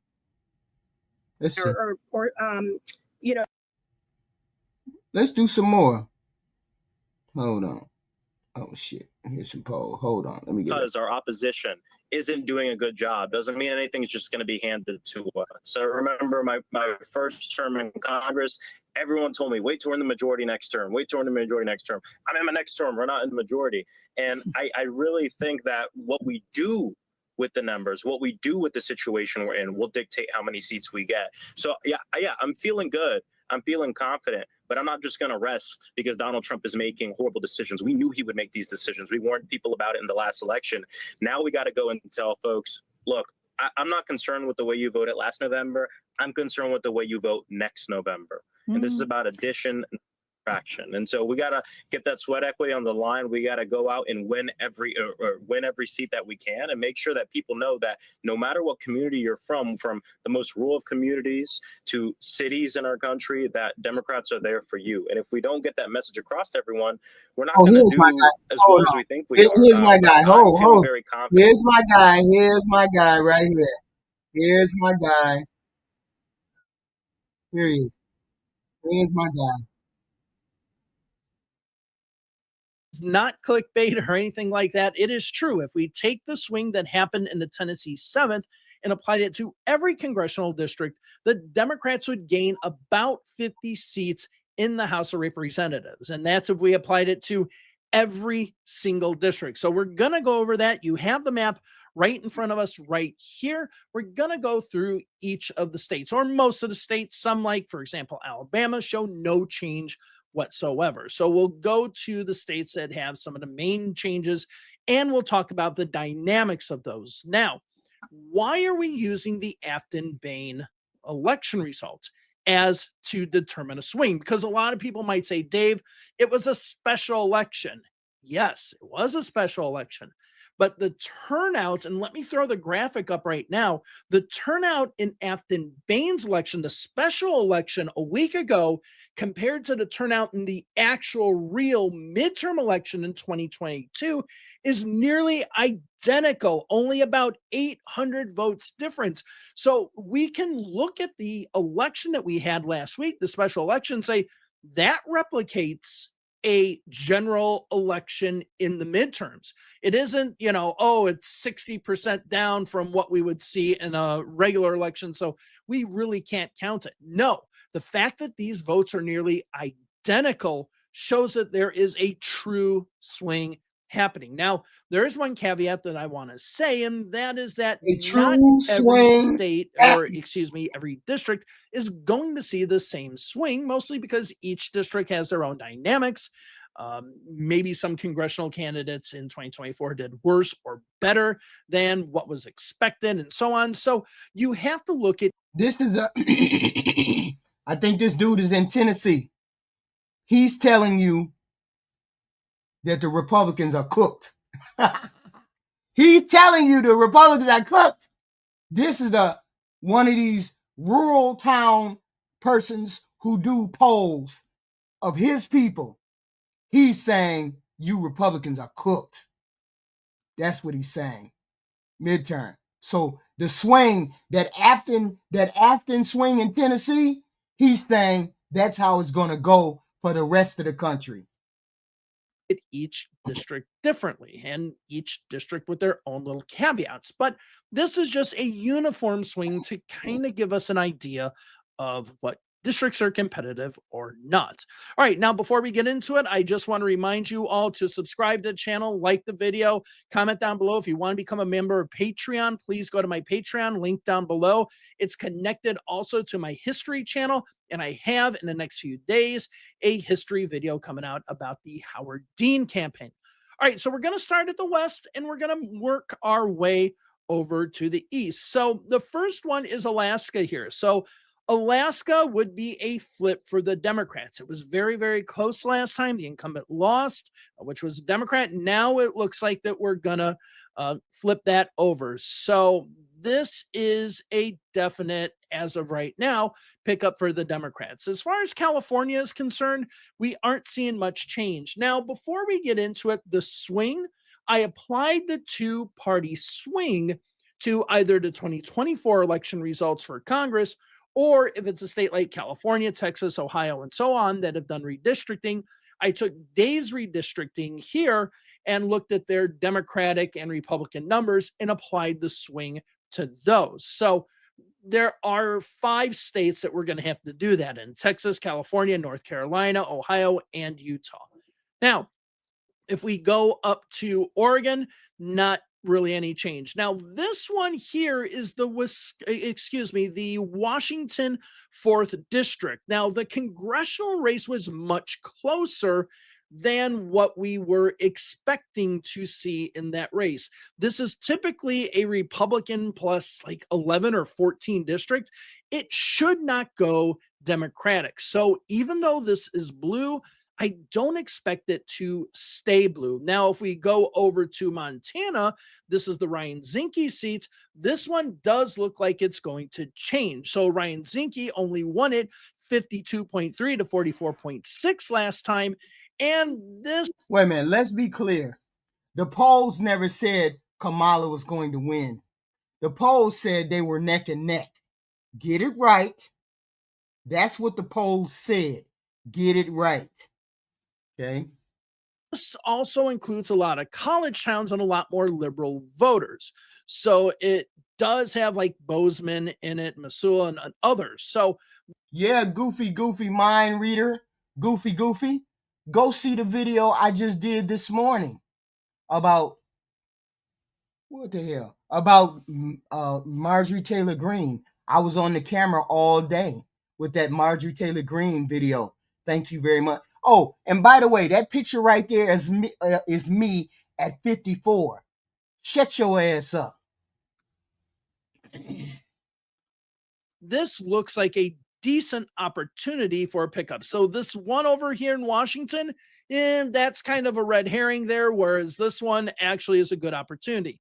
Now we have the Utah 1st congressional district that would go Democratic. I've already talked about that in my Utah video. Now, let's go down to Arizona and Colorado, because the one thing that you might have noticed here, let me zoom out a little bit, is that if this swing actually happened, this would be the highest percentage of Democratic seats in the Mountain West since the 1964 landslide of LBJ, where in the West, the Democrats did quite well. We could see that here with that swing. But again, like I said, you have to look at the dynamics of each district. Now let's go into Arizona and let's look at the possible pickups. There are 4 possible pickups. So David Schweikert seats right here. He has been able to hold on to that seat for a while, and Democrats have always been wanting to pick it up. Now they have the opportunity. He's running for governor, so that is now an open seat. He only won it 51.9% to 48.1%. Now, if we look at Eli Crane's district up here, it's a little bit more of a gap for the Democrats, but according to the swing, Eli Crane would lose it to a Democrat by 4.1%. Up here, you do have some liberal areas, and you do have Navajo Nation, other places up here that push it more liberal. Now, if we look at the 6th congressional district here, this is Gabby Gifford's old district. The Democrats look to be poised to flip that seat even without the swing. It does look like a strong flip for the Democrats. And then here, just north of Phoenix, we do have the 8th congressional district. I think I said this one was the 8th. That's the 6th. This one is the 8th congressional district, which would be a very close district. If we apply the swing, the Democrat would win by 0.1%. So it's probably highly unlikely that they'll get that swing. But this is a place that is usually decimated by affordability issues. If we look at some of the places that were really hit during the 2008 financial crisis, this would have been one of those districts that was hit hard. So we have to look at that. Now let's go ahead and look at Colorado, where there are 3 pickup opportunities for the Democrats. So the first big opportunity here would be the 8th congressional here, with Gabe Evans winning it last time in a very close election. This was probably the district here, the 8th congressional district, that the Democrats should have won, but they ended up losing. Gabe Evans won it 49% to 48.2%.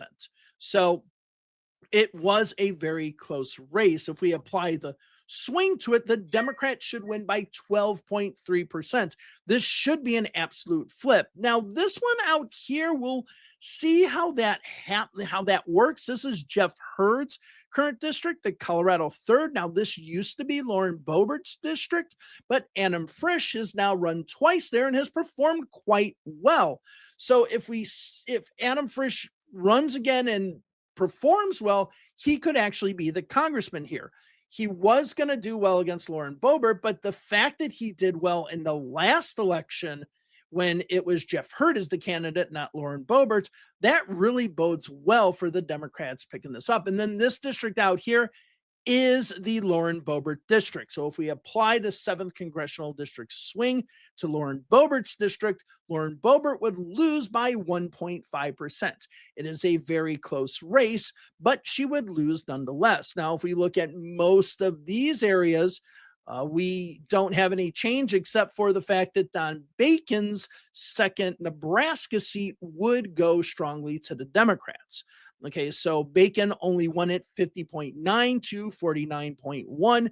The Democrats with the Tennessee swing in it, I guess we'll just call it the Tennessee swing now, would win the seat by around 11.7%.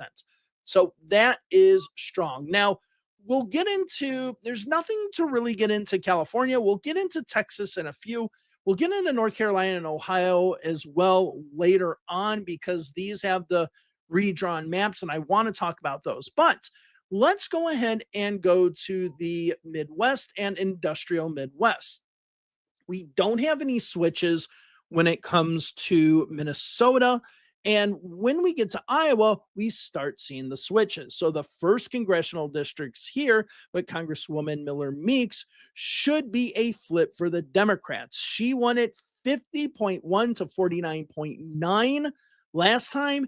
This should be a flip. Now, what's interesting is that this website, we'll see if anything comes from this, Bleeding Heartland, is showing that she is actually using public funds, taxpayer funds, to do essentially campaign ads. She's basically campaigning with public funds. So it'll be interesting to see if this kind of becomes a big issue.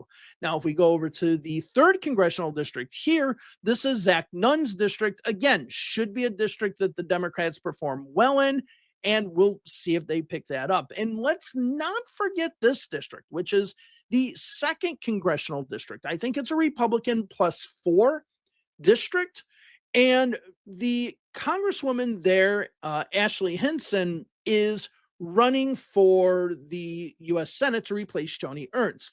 So that makes this an open seat. If the Democrats are able to get a strong candidate, they should be able to, in a close election, pick up this seat. So there could be the opportunity for 3 pickups. And I truly believe in Iowa, the possibility of 3 pickups is a pretty decent possibility. Now, if we go over to Wisconsin, there are 2 congressional districts that we're looking at. Well, maybe even 3. So we have the congressional district up here by Green Bay that could be a close one, but it probably won't. But then here on the west side of the state, we have the 3rd congressional district right here. So the 3rd congressional district was close last time, 51.4 to 48.6%. The Democrats with the Tennessee swing should win it by 10.7%. But what's even more interesting is this district here, the Wisconsin 1st. Now, this used to be Paul Ryan's old district, or I should say part of Paul Ryan's old district. And if we see the Tennessee swing here, the Democrats should win by 3.3%. Now, Democrats used to hold this seat.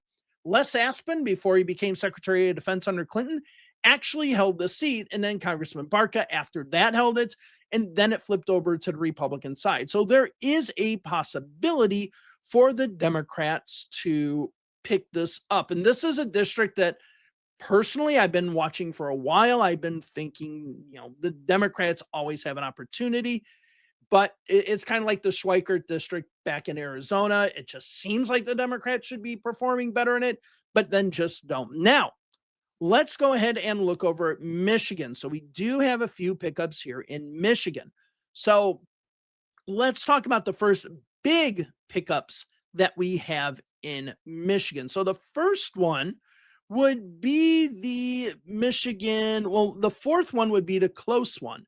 But if we look at Tom Barrett in the Michigan 7th, we can see that that would be a big, strong swing to the Democrats. Now, it's funny because Barrett is talking about, I guess Barrett's office complained yesterday or the day before, or no, this was about a month ago. Okay. But I guess that they were complaining that there was some vandalism at their office. And basically, it was somebody writing with chalk, and people are just making fun that they're, calling this vandalism. But yeah, so that should swing strongly over to the Democrats. If we go ahead and look at John James district, which I believe is this district right here, the 10th Michigan, that should also go strongly Democratic. John James is running for governor of Michigan, so this is an open seat. And then over here, we have Bill Huizinga's seat, which would be a very close seat. If we apply the Tennessee swing to it, the Democrats should win by 1.8. I think this is a seat that people in Michigan politics have always been wanting to compete in and flip, having Kalamazoo and other places in it. So we'll see how that goes. If we look at Illinois, there's no change. Indiana's no change. But if we go to Missouri here, we can see the two strong Democratic congressional districts in Kansas City and St. Louis. But this one here is going to be the interesting one. If we apply the Tennessee swing to the Missouri 2nd, which is by, Ann Wagner is the congresswoman there now. And the Democrats said back at the beginning of the year that they were going to target her in this district. So it's not like we're looking at the swing now. They planned on targeting her already, the national Democrats, not just the states. The swing would be 1.5% if we had that Tennessee swing. Now, the northern suburbs, St. Charles and places like that, those O'Fallon, St. Charles and all that, those are more Republican. But when you get into this area, you get outside of St. Louis, you get into Kirkwood and push beyond Kirkwood in the southwest parts, it becomes a more Democratic district. So if the Democrats are able to pick up the Missouri 2nd, that would be huge. Now, if we start going into the South, we can see that in Oklahoma and in Arkansas, we have some that become a tiny bit more competitive, but not really. Louisiana stays the same. Mississippi stays the same. Alabama stays the same. Georgia, for all intents and purposes, stay the same. Tennessee, we have the Ogle seat right here. It becomes a little bit closer. Maybe the Democrats can compete in that. And then we have the 7th congressional district here. And of course, that's what that swing is the swing that we actually saw. Now, as I mentioned, South Carolina, we do have one district, a little more competitive, and that's the Nancy Mace district. Now let's get to Florida, because now all of a sudden, are we going to start looking at things happening in Florida? Because we did have the special elections that had the interesting swings. Now, the 1st congressional district, it's going to be the same, okay, even though the Democrat did well in the special election. So we'll see what happens. The rest of the panhandle is a little bit more Democratic, but the Republicans will hold on.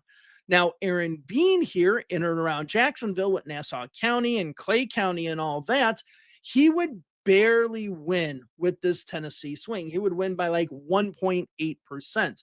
So the Democrats could maybe throw some money in there to scare the hell out of the Republicans. But where are the Democratic pickups? Well, the first one would be here, and this would be Corey Mills in the Florida 7th. Now, Corey Mills kind of has some legal issues when it comes to sexual harassment. So we'll see how that plays out. I mean, a judge actually accepted a restraining order against him. That's not going to look good. If you're the Democrats, play that like crazy, man. Play that like crazy. If we were to add the Tennessee swing, this would actually go 0.1% to the Democrats.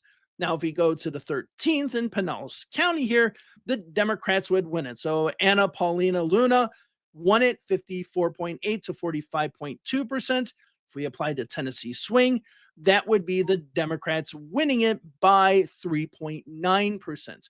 Then we have this congressional district here, the 15th, which includes Lakeland, parts of eastern Hillsborough County, and that would be a small, that the Democrats would win that too. It'd be a very small 0.7% win if we applied to swing. But again, anything's possible. Now, one congressional district that doesn't really show the swing is the Florida 27th. Now, the Republican candidate, Salazar, Congresswoman Salazar, she performed quite well in the election.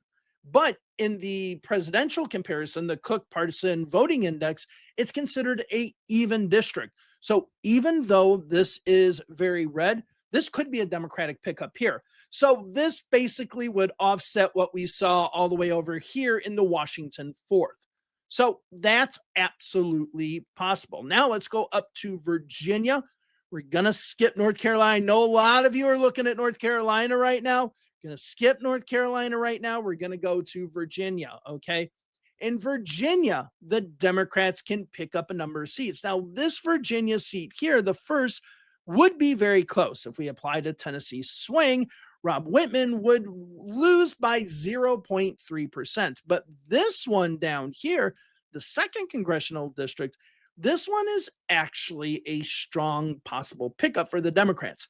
The Democrats did really well, or Abigail Spanberger did really well in these areas in Virginia Beach and so on. So there is a huge possibility for this to be a pickup. I think this will be a Democratic pickup, especially since Jen Kiggins, I think is the congresswoman there, she was like saying, she's against Obamacare, and that's kind of on record now. Now let's go ahead and go up to Pennsylvania, because Pennsylvania becomes another one where Democrats could win. Now we do have the first congressional district here with Brian Fitzpatrick. He'll probably hold on to that, but if we did have the Tennessee flip, he would actually lose by 0.3%. But these other two up here in the Lehigh Valley area, the Democrats should be able to pick those up. These were very close elections in the last election. So this was Susan Wild's seat and Matt Cartwright's seats. So expect these two to flip strongly to the Democrats. The Susan Wild seat should go 12.5% as far as a victory for the Democrats, and the Matt Cartwright seat should be 11.9%. So these should be very strong. And then also down here in the Harrisburg area, this should be another strong Democratic pickup. So the Democrats, I believe, are absolutely set to pick up those three congressional districts. However, this first congressional district here with Brian Fitzpatrick, I'd say that's kind of a little bit hairy. Now, if we go over to New Jersey, we can see that Tom Keene Jr. would lose his seat as well. Now, I need to maybe make this like this, okay, because it would be an 8.1% victory, but Tom Keene Jr. is the son of Tom Keene Sr., who was the popular governor of New Jersey. So the fact that he would lose and lose quite handily is quite impressive if you're the Democrats, because that name does pull a lot of weight in the state of New Jersey, but so does Menendez, and he did bad things, but his son actually wins, so you never know. The other New Jersey seats, this one down by Cape May and stuff like that, be a little bit more competitive. This one would stay more Republican. Now, if we look at New York, Staten Island seat stays very Republican, but we do have the first congressional district here flipping over to the Democrats with the Tennessee swing. The Democrats would win by 3.1%. The second congressional district stays very slightly Republican, but we have the Mike Lawler seat here, which would switch over to the Democratic side, with the Democrats with the Tennessee swing winning by 7.1%. Now, as with other members of Congress, there are those that I sit there and I say, for some reason, they should be losing this district, but they end up winning, and Mike Lawler is one of those people. So we'll see what happens. Everything else is just basically status quo when it comes to New York State. When it comes to all of New England, it's basically status quo as well. All right, so let's go ahead and now look at the states that had their districts redrawn. So let's first look at California because it's the one that has the least amount of changes. California was really good when it came to doing their maps. The only one that becomes a little bit more Democratic, but still is on the Republican side, is this 40th congressional district here. So we don't really see that much of a change. Now, if we go over to Texas, we do see some changes. We see the central part of Texas very much more Democratic, but still on the Republican side. So where can the Democrats pick up? Let's first of all look at this big congressional district here, where the Republicans would basically hold it now. According to Dave's redistricting, we can see that the Democratic Republican split is 53% to 45%. So if we had the Tennessee swing in this congressional district, the 23rd, then we would get a Democratic member of Congress. And then if we get into here in the Houston area, we can see that the Democrats would also likely pick up another seat. So they would retain a lot of the Rio Grande Valley. They would have some other seats as well. And when all is said and done, it might be the case, if this were to hold, remember, this might not hold, but if we were to see those swings, you could see that the redistricting probably in Texas might not have even changed anything. There aren't really any seats that are kind of like, oh, the Democrats are slightly leading, like what we see over here in Arizona or what we see in Lauren Boebert's district. So this 23rd district here is pretty strong. This one just outside of Houston. Let's see if we can get a number on that one. The 9th congressional district, as you can see here, very slightly Republican. You do see that in the swing going over to the Democrats. So that's good news for the Democrats. All right, now before we go to Ohio and North Carolina, I just wanted to mention Utah again really quick. So we have the 1st congressional district here, and the other 3 are strongly Republican. So this is going to be a strong Democratic district. Nothing really to talk about there. But let's go to Ohio before we go to North Carolina, which is the most interesting map. So you can see here, it's not necessarily the most Democratic map once we start getting these swings. It's these 3 congressional districts right here, the one that's in Cuyahoga County, the one that's down in Columbus, and then the one just south of the Cleveland congressional district are the ones that are expected to be Democratic. All the rest of them were expected to go slightly Republican. So here is Dave's redistricting here, and you can see how that goes. But according to the swings, we can see that these congressional districts here around Cincinnati, going up to Dayton and going up to Columbus, actually would flip with the Tennessee swing. So that would be the 10th, the 1st, and even the 15th. So it is amazing how much that could actually change. And then if we go up, well, that's North Carolina, coming attractions. We also look up here. We do see this old Nancy Captor district also going to the Democrats. And as you can see on this map, that would be the 9th congressional district here. And if we go to it, we see the 9th is on average 55% to 44%. That shows how much of a swing this is. So there is the possibility when all is said and done, the Democrats are expected to win 3 in Ohio, so they could go up to 7. Now, let's go over to North Carolina, because this is what the swing does in North Carolina.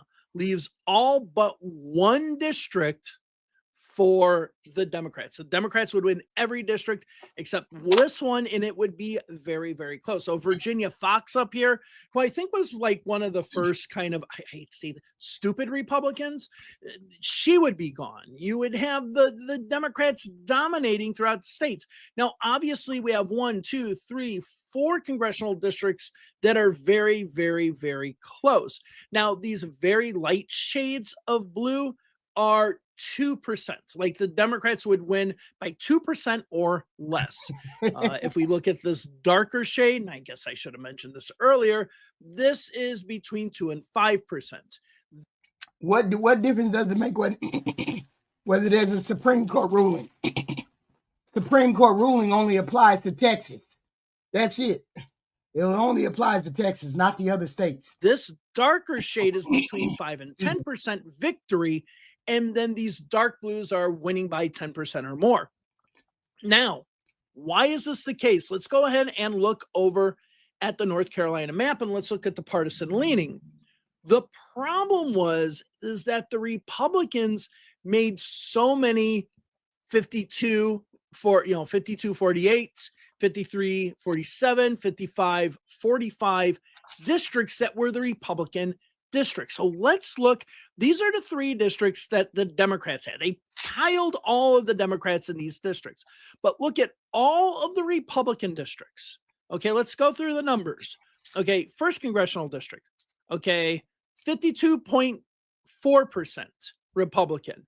3rd congressional district, 52.8% Republican. The 5th congressional district, 55% Republican. Right. The 6th congressional district, 54.9% Republican. The 7th congressional district, 55.66% Republican.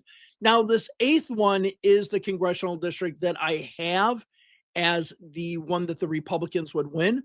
But if we go ahead and look at the 8th one, we can still see the 8th congressional district, 55.36 Republican. Then we have 54%, 55%, 51%, 54, 55%, 54%. So the problem that the Republicans had is they made these things that if there were a big Democratic swing, the Democrats could actually win these. They didn't make the Republican seats Republican enough. None of these seats show the Republicans with, let's say, 60% of the vote, or even really, 59. And I think we had one with 58. So they made all of these seats just way too, that's the Ohio one, excuse me. Let's go back to North Carolina. They made them way too close. That if you have a good 5, 6, 7% swing, right, a lot of those districts can go over to the Democratic side. And what we see here is the Tennessee swing in each one of those districts. Could the Republicans have screwed themselves in North Carolina? Maybe, because you got to look at it this way. Right here, there's the Tennessee 7th. That if you run the kind of candidate and campaign that Afton Bain did in the 7th, that means that this could happen to North Carolina. And if there's any state that's going to be able to replicate what Tennessee does, it can be North Carolina. So this looks good for the Democrats. So I wanted to go over the swing because I started looking at this and saying, this is pretty interesting. But what also is the case is some of these redistrictings might actually. Oops.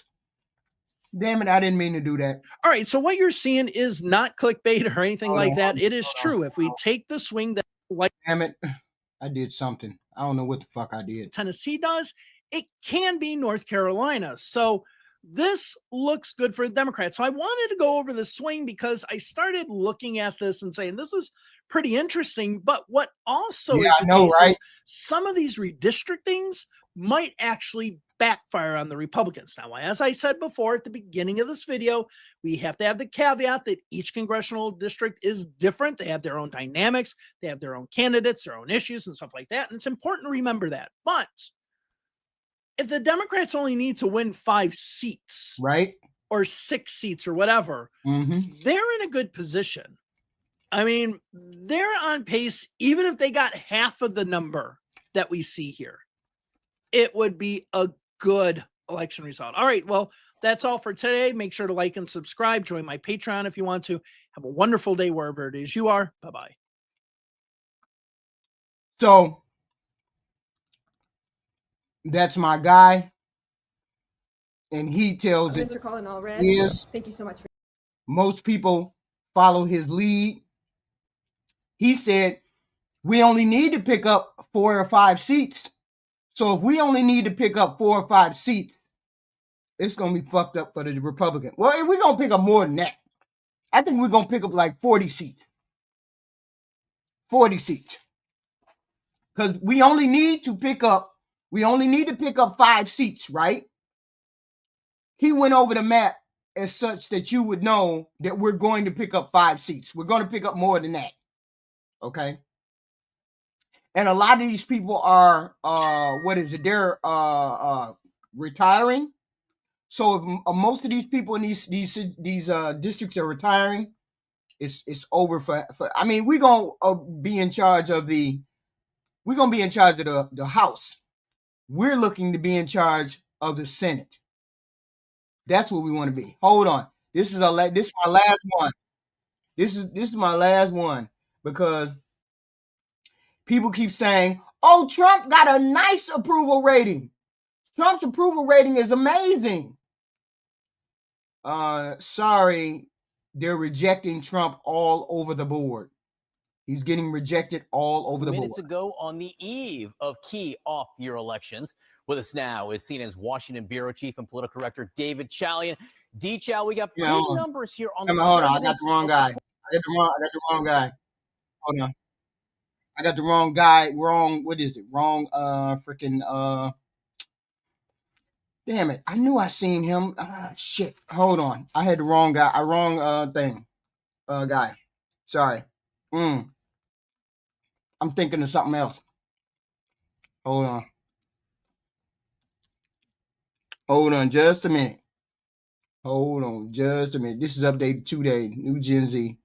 2 days. Here we go. Okay. Let's look at this one. Hold on. I knew I had the wrong one, but I thought I had the right one. Okay, here we go. Here we go. Let's listen.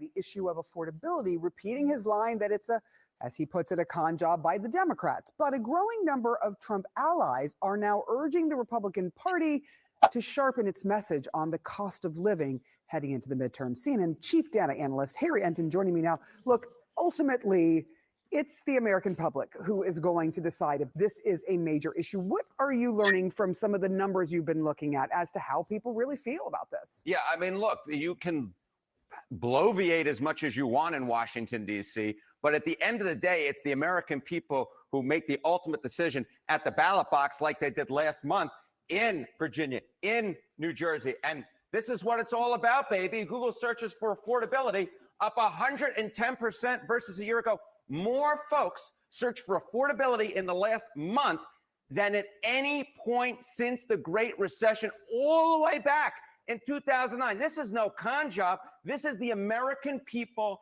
going online, searching for affordability. It's the American people going to the ballot box, voting on affordability. They think it is an important issue to touch on.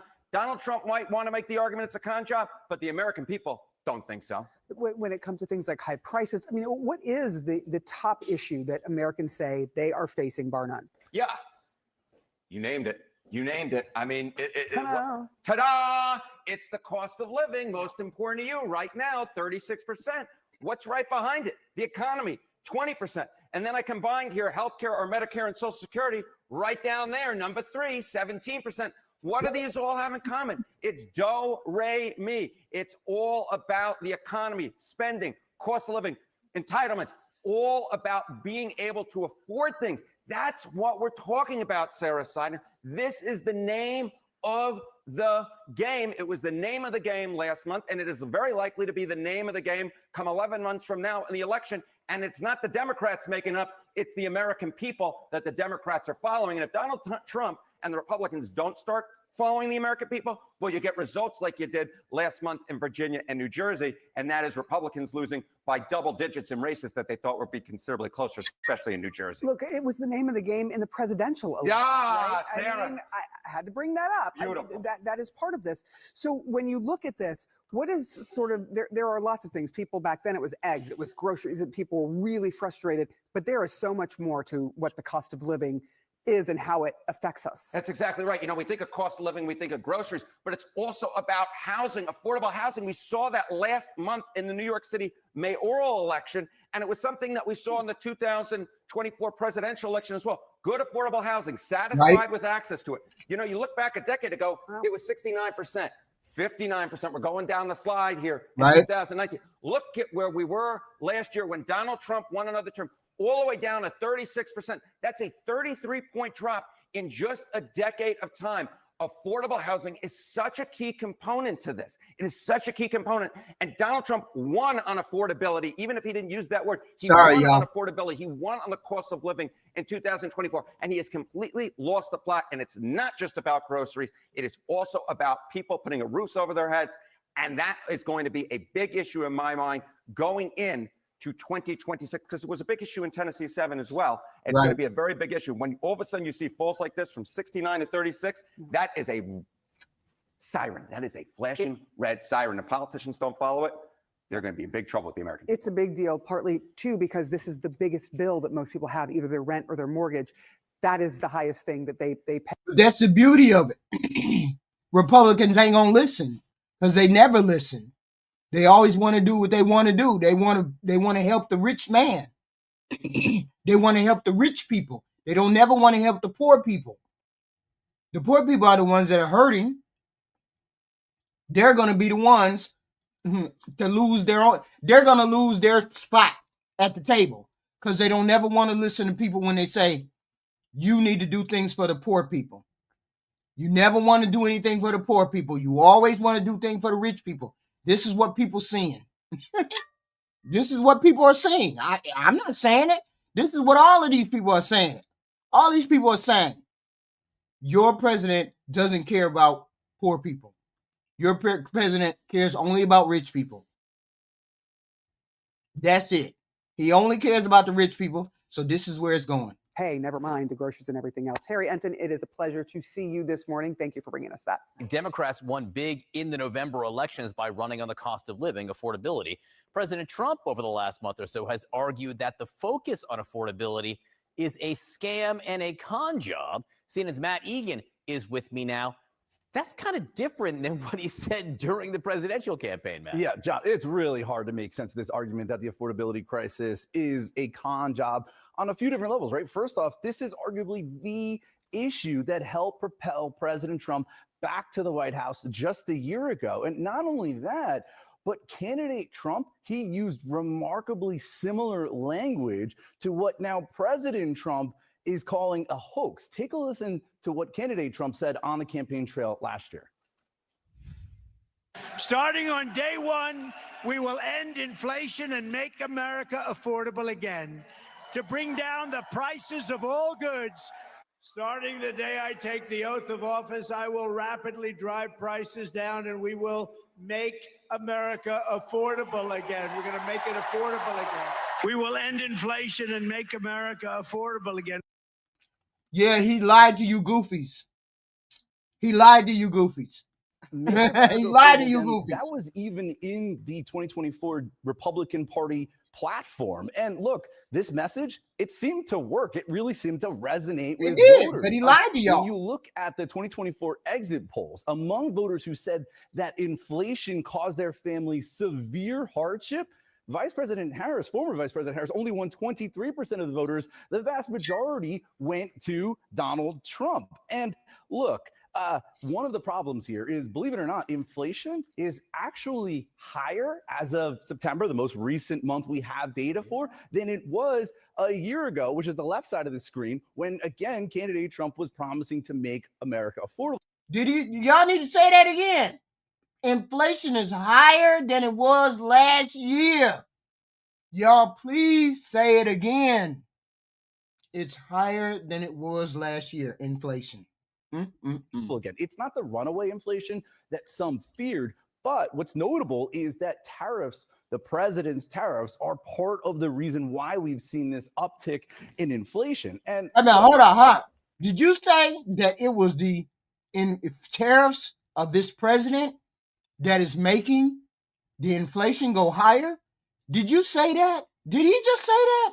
I just want to know, did all the haters in the chat hear that? Donald Trump promised to make prices go down, and that was just never realistic, right? It's just not really the way that prices work. You don't usually see that across the entire economy unless something's really... Anybody who doesn't see the warning signs is an idiot. really wrong. Look, I think the bottom line here, John, is if the president is trying to convince voters that the affordability crisis that they're experiencing every single day isn't real, that's going to be an almost impossible task, especially because candidate Trump told them it is real. Yeah, look, neither prices nor the rate of inflation are down Exactly. at this point. Matt Egan, great to see you. Thank you, Joe. Thank you very much.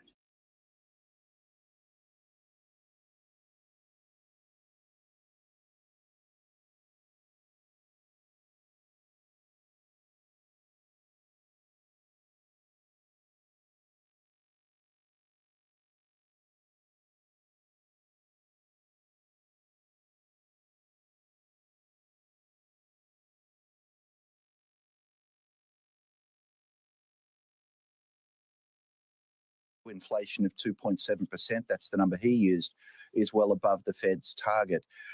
Looking people in the eye and just lying to them about the state of the economy, I'm not going to opine on the politics of that. I might have views about the morality of that, but let me just tell you about the reality of it. And the reality is there are folks out there struggling. Things are not as bad enough that I'd be on here talking about a recession, but it's a middling B+ economy. And what we're worried about is if we're a B+ right now, if something bad were to happen, things could get a whole lot worse. Yeah, that's a good point. Let me put up you made us a graph, and I want to show it. It's highlighting the trade war, the tariffs, Liberation Day, to where we are today. Explain this. Katie, I just love the fact you showed my graph. Graphs that's my art. That's what I do, and it's a great beauty for me. So the important thing I'm showing here is the goods producing part of the economy, and I'm focusing on goods because that's what tariffs are all about. And goods have been growing slower in the United States for many years, but you see that it's been falling. The number of people with jobs in factories or construction or other goods producing parts of the economy, that part of the economy is in recession, and the turning point just happens to be Liberation Day. So for all of us who are having to get by with a higher cost of living because of the tariffs, we were promised that was so that we could rescue the manufacturing sector.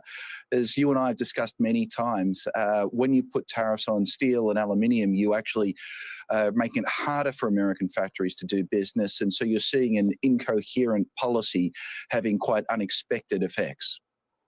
Yeah, I mean, we highlighted those numbers on the tariffs from his first term, the tariffs on washing machines and the downward effect on that. I think it ended up losing 70,000 jobs because of all of the industries surrounding was it washing machines or was it steel? It was steel, right? Remind me exactly what it was, steel. Yeah, so all the jobs surrounding that. Welcome back to my classroom, Katie.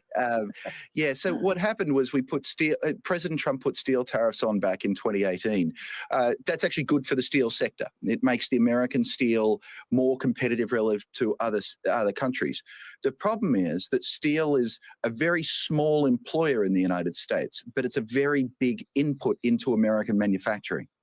And so you saved roughly 1,000 jobs in steel, but everyone else throughout the economy is using that steel. That steel's now more expensive, and that costs 75,000 jobs elsewhere. So what we learned from the first term is steel tariffs are a bad idea. So guess what we did in the second term? Steel tariffs.